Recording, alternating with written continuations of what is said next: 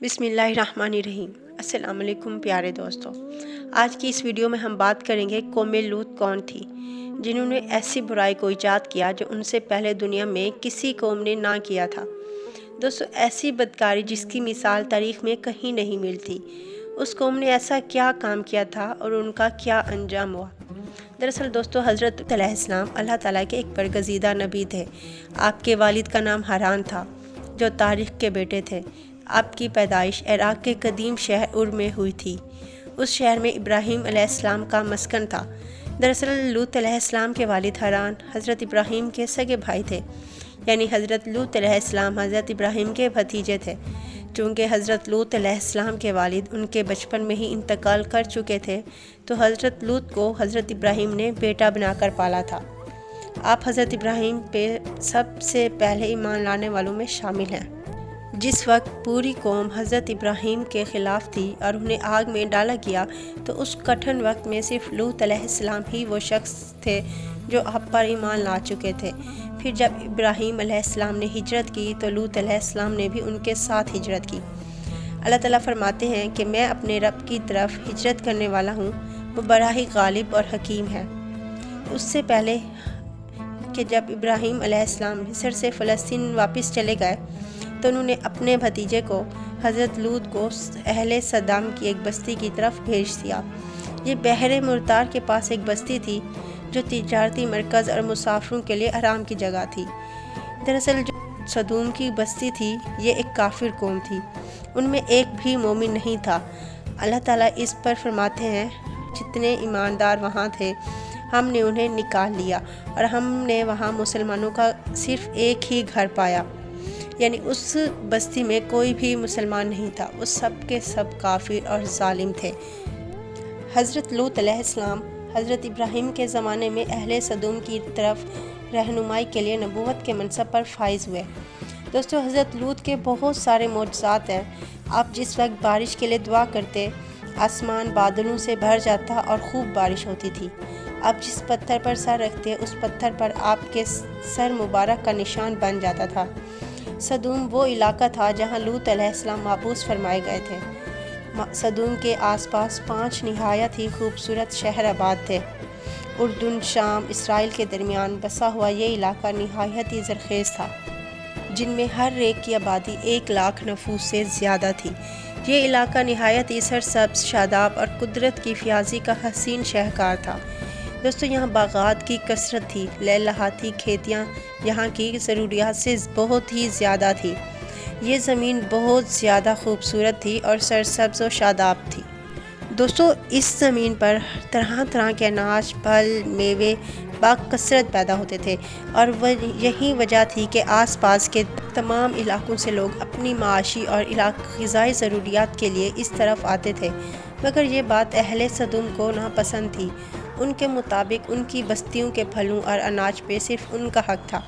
وہ نہیں چاہتے تھے کہ دوسری بستیوں کے لوگ ان کے علاقے میں آئیں۔ ایک دن اہل صدوم اس بات پر غور و فکر کر رہے تھے کہ باہر سے آنے والے لوگوں کو کس طرح روکا جائے کہ دوستو، ابلیس ایک بزرگ کی شکل میں ان کی محفل میں آیا اور کہا کہ اگر تم ان سے پیچھا چھڑانا چاہتے ہو تو میرے کہنے پر عمل کرو۔ دوستو، اس اجنبی بزرگ کی بات لوگوں نے بہت توجہ سے سنی۔ ابلیس نے کہا، میں کل بتاؤں گا۔ دوسرے دن ابلیس ایک خوبصورت نوجوان لڑکے کے بھیس میں آیا اور انہیں اپنی عورتوں کی بجائے مردوں کے ساتھ فعل بد کرنا سکھایا۔ دوستو، ابلیس نے کہا، اگر تم ان بستیوں کے لوگوں سے نجات چاہتے ہو تو جو تمہاری بستی میں آ جاتے ہیں، تو ایسا کرو کہ جب بھی کوئی شخص تمہارے علاقے میں آئے، تم لوگ زبردستی اس کے ساتھ اپنی خواہش پوری کرو۔ اس طرح نہ لوگ اس بستی میں آنا چھوڑ دیں گے۔ دوستو، اپنی نفسانی خواہش کے لیے مردوں سے بدفعلی اس قوم کا دستور بن گیا تھا۔ یہاں بے حیائی عام ہو گئی تھی۔ حکمران، سردار، رؤسا، ہر طبقے میں گھر گھر یہ عمل پھیل گیا تھا۔ دوستو، ان لوگوں نے ایسی برائیاں ایجاد کی جو ان سے پہلے لوگوں میں کسی نے نہ کی تھی۔ چنانچہ اللہ تعالیٰ فرماتے ہیں کہ جب لوط نے اپنی قوم سے کہا، تم ایسی فحاشی اور بے حیائی کا ارتکاب کیوں کرتے ہو جو جہانوں میں تم سے پہلے کسی شخص نے نہیں کی؟ پھر اللہ فرماتے ہیں کہ کیا تم عورتوں کو چھوڑ کر مردوں سے حاجت پوری کرتے ہو؟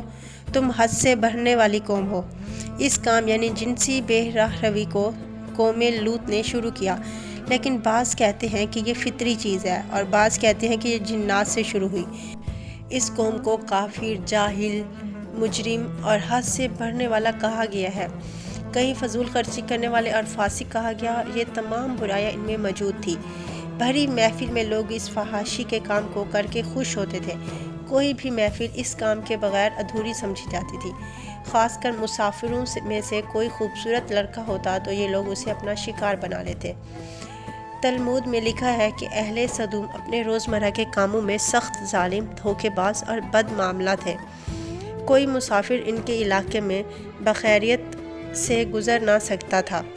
دوستو، ان کی بستیوں سے کوئی بھی غریب روٹی کا ایک ٹکڑا نہیں پا سکتا تھا۔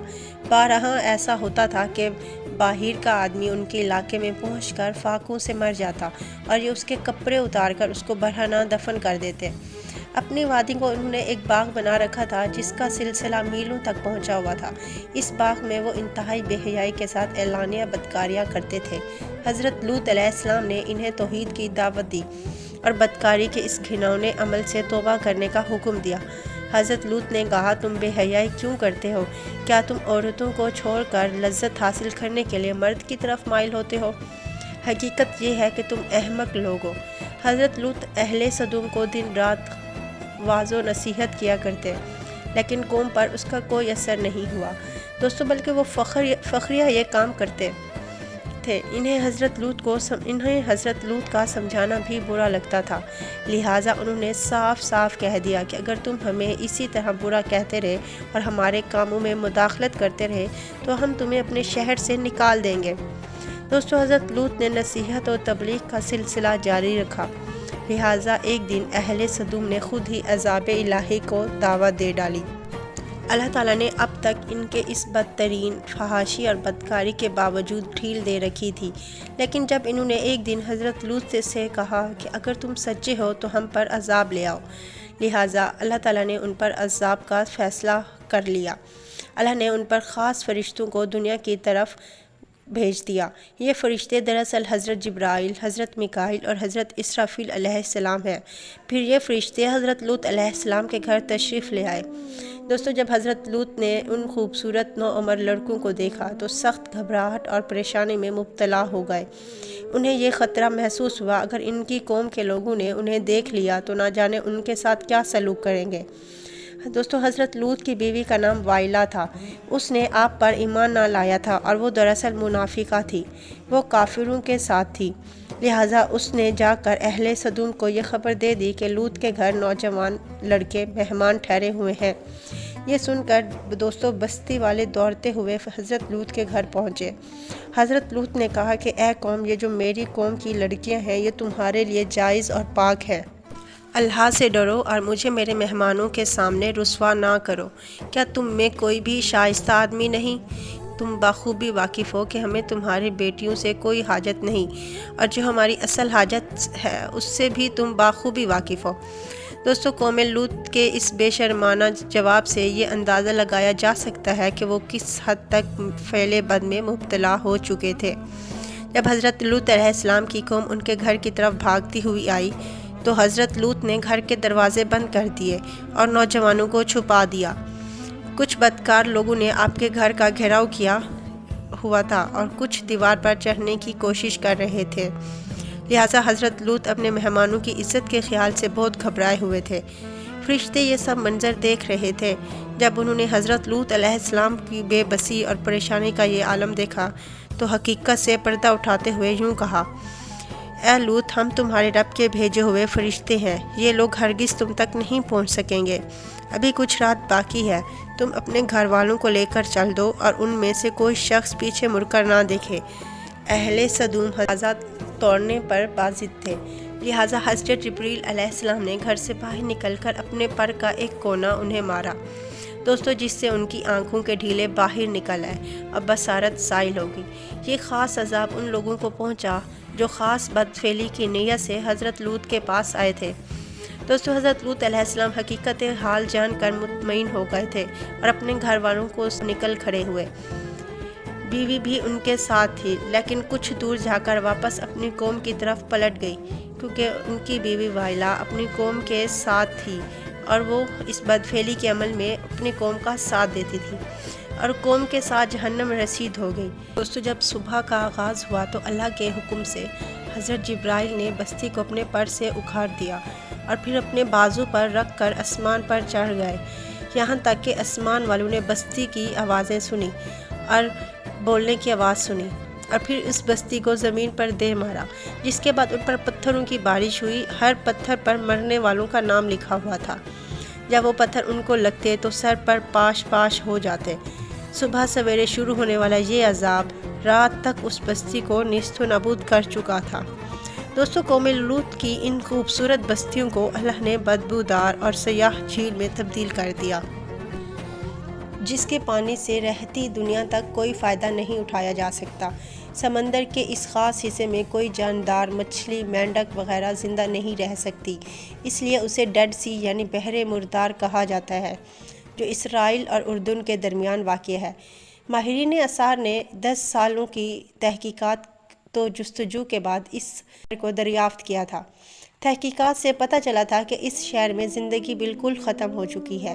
اس کے راستے اور کھنڈرات کو دیکھ کر آرکیولوجسٹ نے یہ اندازہ لگایا کہ جب یہ شہر برباد ہوا تو اس وقت لوگ روزمرہ کے کاموں میں مشغول تھے اور یہاں زندگی اچانک ختم ہو گئی تھی۔ دوستو، صدوم جنہیں پتھر بنایا گیا تھا، ان کے بت ابھی تک بحر مردار کے پاس موجود ہیں، جو تا قیامت لوگوں کے لیے ایک عبرت ہے۔ آج یورپی ممالک میں آزادی کے نام پر اس بدکاری کی اجازت دی جاتی ہے اور اس فحش عمل کو فخر سمجھا جاتا ہے، مگر حقیقت یہ ہے کہ ہم جنس پرستی بالکل فطرت کے خلاف ہے، جس سے معاشرہ بالکل تباہ و برباد ہو جاتا ہے۔ روایتوں کے مطابق ایک دفعہ حضرت سلیمان علیہ السلام نے شیطان سے پوچھا کہ اللہ کے نزدیک سب سے برا فعل کون سا ہے؟ تو ابلیس بولا کہ مرد مرد سے بدفعلی کرے اور عورت عورت سے بدفعلی کرے۔ حضرت ابن عباس سے روایت ہے کہ حضرت محمد صلی اللہ علیہ وآلہ وسلم نے فرمایا کہ اس شخص پر اللہ پاک کی لعنت ہو جو قوم لوط والا عمل کرے۔